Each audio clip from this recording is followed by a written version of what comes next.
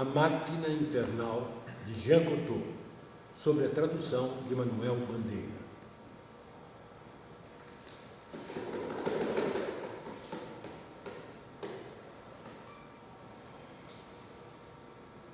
Matará o pai, casar-se-á com a mãe. Para frustrar esse oráculo de Apolo, Jocasta, rainha de Tebas, abandona o filho com os pés furados e atados na montanha. Um pastor de Corinto acha a criança e a leva a Políbio.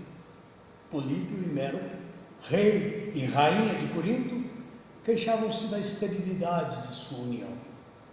O menino, respeitado pelos ursos e pelas lobas, Édipo, ou pés furados, cai aos seus pés. Eles o adoram. Rapaz, Édipo interroga o oráculo de Delfos. O deus fala: assassinarás teu pai e desposarás tua mãe. É preciso, pois, fugir de Políbio e de Mérope. O temor do parricídio e do incesto atira Édipo para o seu destino. Uma escolta. Uma tarde, na encruzilhada dos caminhos de Delfos e Dália, encontra ele uma escolta. E atropelado por um cavalo, estala uma briga, um criado o ameaça, ele revida com uma cajadada. O golpe erra o alvo e atinge o patrão. O ancião morto é Laí, rei de Tebas. Eis o parricídio. A escolta, recebendo uma emboscada, se afasta. Édipo não desconfia de nada, segue viagem. É jovem, depressa esquece o incidente. Em uma de suas paradas de repouso, ouve falar no flagelo da esfinge. A esfinge, a moça alada, a cadela que canta, dizima a juventude de Tebas. Esse monstro propõe um enigma e mata quem não o decifra. A rainha Jocasta, viúva de Laio, oferece sua mão e sua coroa ao vencedor da esfinge. Como se arrojará o jovem Siegfried, Édipo se apressa. A curiosidade e a ambição devoram. O encontro se realiza. De que natureza é esse encontro? Mistério. Como quer que seja, o jovem Édipo entra vencedor em Tebas e desposa a rainha. Eis o incesto. Para que os deuses se divirtam a valer, importa que a sua vítima caia de bem alto. Os anos passam prósperos. 2 filhas, 2 filhos, complicam essas bodas monstruosas. O povo ama o seu rei, mas a peste irrompe. Os deuses acusam um criminoso anônimo de infeccionar o país e exigem que o expulsem. De indagação em indagação, e como que embebedado de infortúnio, Édipo é levado contra a parede. A armadilha se fecha, a luz se faz. Com sua echarpe vermelha, Jocasta se enforca. Com o grampo de ouro de Jocasta, Édipo fura os próprios olhos. Veja, espectador, desenrolando-se com lentidão ao longo de uma vida humana, uma das mais perfeitas máquinas construídas pelos deuses infernais para o aniquilamento matemático de um mortal.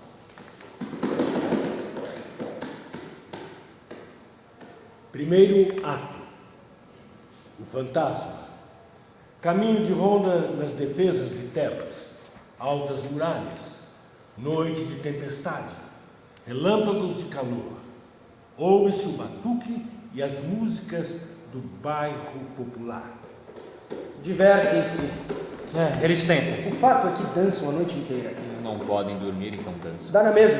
Eles se embriagam, fazem amor, passam a noite na orgia, enquanto eu ando contigo de cá pra lá e de lá pra cá. Sabe de uma coisa? Eu não aguento mais. Não aguento mais. É simples e claro. Não aguento mais. Deserta? Não, já decidi. Vou me inscrever para encontrar a esfinge. Pra quê? Como pra quê? para fazer alguma coisa, para acabar com este mal-estar, com essa passividade horrorosa. E o medo? O medo?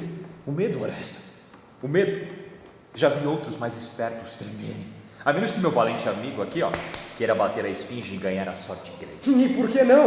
O único sobrevivente da esfinge ficou maluco, eu sei. Mas se o que ele diz é verdade, trata-se de um enigma. Vamos supor que eu o decifre. Só supor. Mas, seu bobo, se centenas e centenas de sujeitos preparados que frequentaram escolas, tentaram e se deram mal, imagina tu, um pobre soldadinho de segunda classe. Irei. Já não aguento mais contar as pedras deste muro, ouvir esta música e ver a tua cara. Bravo! Bravo, herói! Eu já esperava por esse ataque de nervos. Achei isso muito compreensível, aliás. Vamos. Não chore mais. Acalma-te. Me largue. Soldado bate com a lança no muro atrás do recruta, que fica paralisado. Que tens? Não viste? Não. Onde? Ah, me pareceu que pensei. Estás pálido. Que tens? O que teus olhos procuram? Isso é estúpido. Me pareceu ouvir um barulho. Pensei que fosse ela. A esfinge? Não, o espectro, o fantasma. Fantasma? O querido fantasma de Lai? Foi isso que te assustou? Desculpa. Desculpar-te, meu jovem. Não és louco nem nada. Em primeiro lugar, é muito provável que o fantasma não apareça mais, depois do que aconteceu ontem. Segundo, desculpar-te de quê? Sejamos francos, hein? Esse fantasma não nos mete medo. Só um pouco. E da primeira vez. Mas depois, era um fantasma de boa paz, quase um camarada, uma distração. Então, se a ideia do fantasma te faz pular de susto, é que estás por aqui como eu, como todo mundo, rico ou pobre em Tebas, salvo meia dúzia de figurões que tiram proveito de tudo. A guerra já não é divertida. Pensa que seja um esporte a gente se abater contra o inimigo que não se conhece? A gente começa e se encher de oráculos, de vítimas felizes e de mães admiráveis. Julgas que eu caçoaria de ti como caçou? Se também não estivesse com os nervos em panderecos, e julgas que tu terias crises de lágrimas e eles estariam se embriagando e dançando lá embaixo?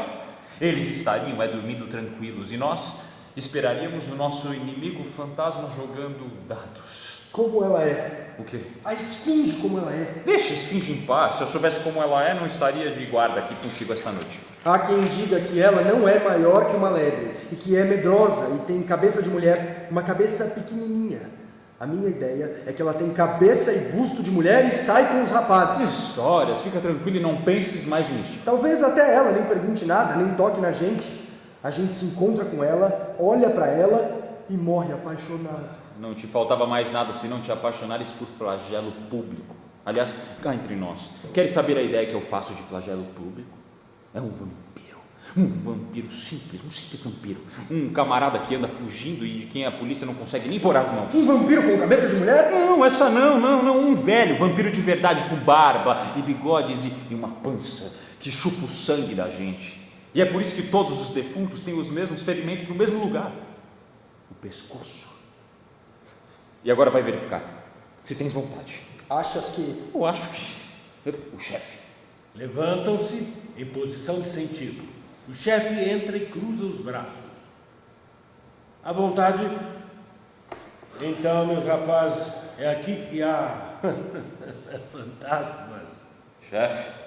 Fica quieto. Fale quando eu lhe dirigir a palavra. Qual de vocês foi o que ousou... Fui eu, meu chefe. Com os demônios? Quem está com a palavra? Fique quieto. Pergunto, qual dos dois ousou mandar ao alto comando uma informação relativa ao serviço, sem passar pelo intermediário hierárquico, saltando por cima de mim? Respondam! Chefe, não foi culpa dele. Foste você ou foi ele? Fomos nós dois, mas fui eu que... Silêncio! Eu quero saber como o grão sacerdote teve conhecimento do que se passa de noite nesse posto, enquanto que eu não tomei conhecimento. A culpa é minha, meu chefe, a culpa é minha.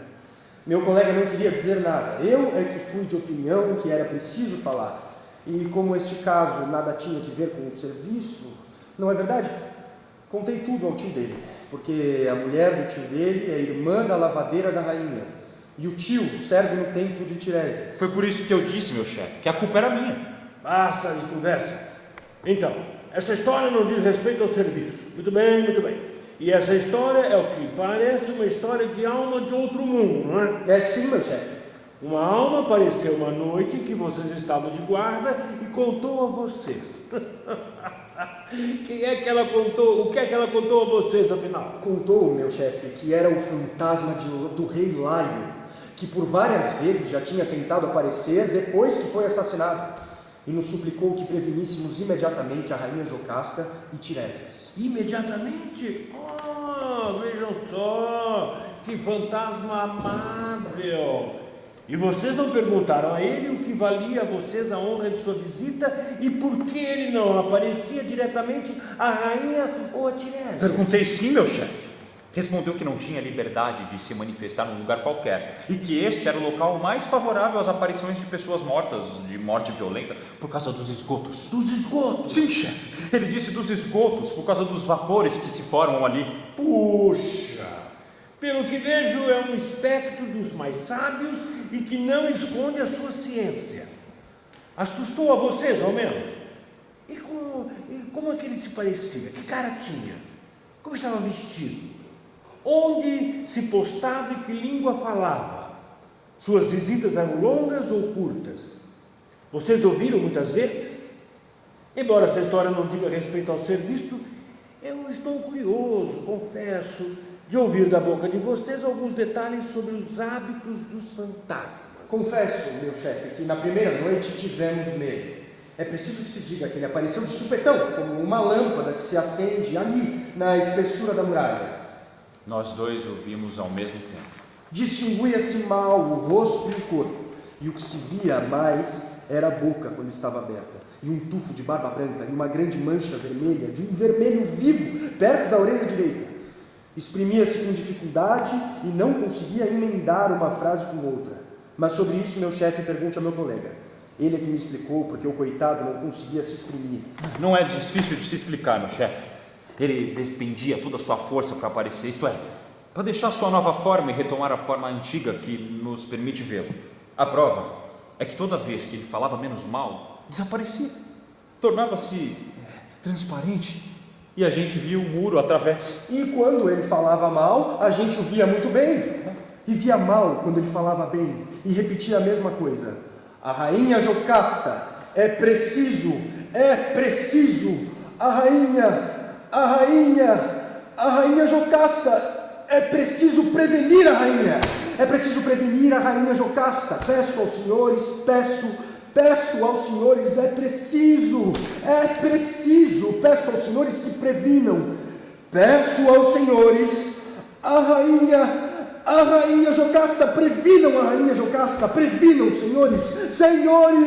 Era assim que ele falava. E via-se que ele tinha medo de desaparecer antes de ir até o fim de suas palavras. Estás lembrado? Era de cada vez o mesmo truque. A mancha vermelha desaparecia por último. Parecia uma lanterna no muro, meu chefe. Tudo o que estamos contando é coisa de 1 minuto. Apareceu sempre no mesmo lugar, 5 vezes, todas as noites, um pouco antes do amanhecer. Só a noite passada que depois de uma sessão que não foi como as outras, houve alguma luta. E meu colega decidiu contar tudo em casa. Curioso, realmente muito curioso.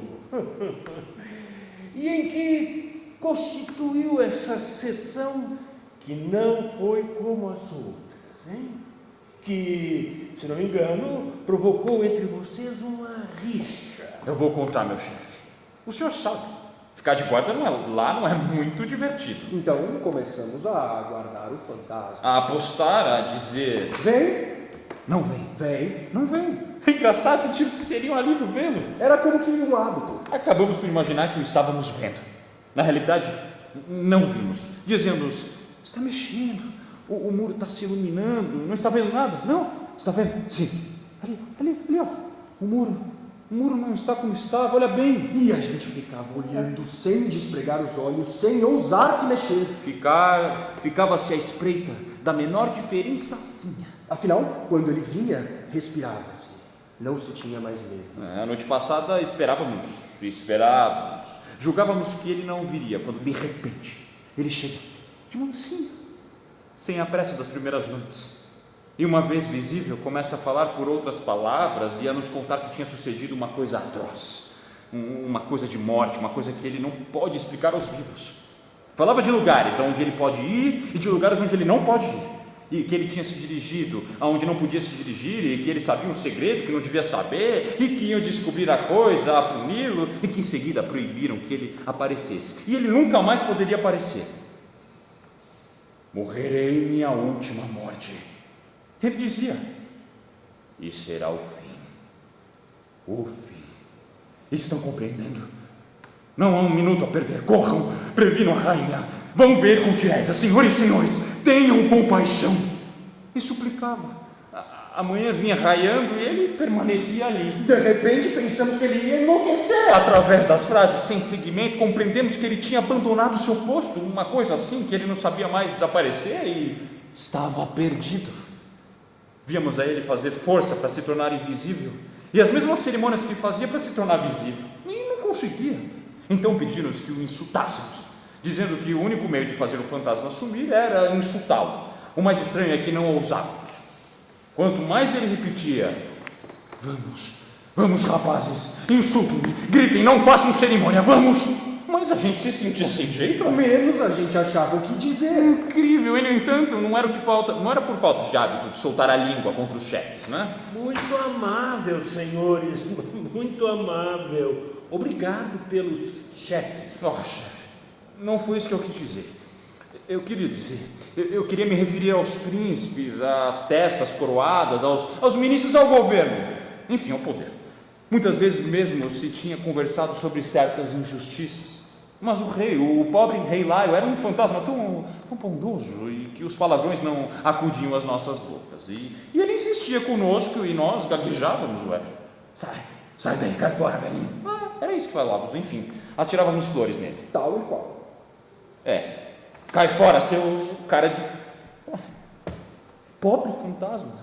Ele permanecia suspenso entre a vida e a morte, e tremia de medo por causa dos galos e do sol. Senão, quando de repente ele via o muro voltar a ser muro, a mancha vermelha desaparecer, estávamos caindo de cansaço. Foi então que decidi falar ao tio do meu colega, pois ele mesmo não queria falar. Esse fantasma de vocês não me parece que seja lá muito pontual. Chefe, o senhor sabe, talvez ele não apareça mais, né? Está fazendo cerimônia comigo. Não é isso, chefe. Mas depois do caso de ontem... É muito polido o tal fantasma, a julgar por tudo que vocês me contaram. Ele vai aparecer, eu tenho certeza. Primeiro, a polidez dos reis é a pontualidade, e a polidez dos fantasmas